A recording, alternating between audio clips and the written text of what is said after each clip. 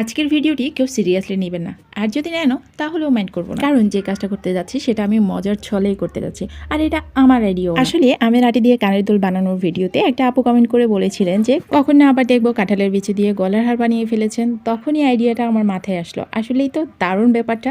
কাঁঠালের বিচি দিয়ে কেন না একটা নেক পিস বানিয়ে ফেলি, তাই তো এই পাগলামি। কারণ আমের আটি তো সংরক্ষণ করতে পেরেছি, কাঁঠালের সিজন শেষ হয়ে গেলে কাঁঠালের বিচি তো আর সংরক্ষণ করে রাখতে পারবো না, তাই জলদি জলদি কাজটা সেরে ফেললাম।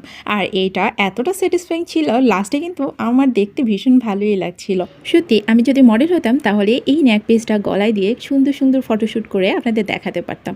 দুর্ভাগ্যবশত আমি কোনো মডেল নই, তাই আপনাদেরকে আমি নর্মাল নেক পিসটাই দেখাচ্ছি। অ্যাকচুয়ালি এই ডিআইওয়াইগুলো করার একটা উদ্দেশ্য, সেটা হচ্ছে এইভাবেই বানাতে হবে তা না, তবে আপনার হাতের কাছে যে কোনো জিনিস দিয়ে আপনি প্রয়োজন অনুযায়ী নিজের পছন্দের জিনিসটি যে কোনোভাবে বানিয়ে নিতে পারেন। তো এবার বলুন আমার কাঁঠালের বীজের নেক পিস কেমন লেগেছে।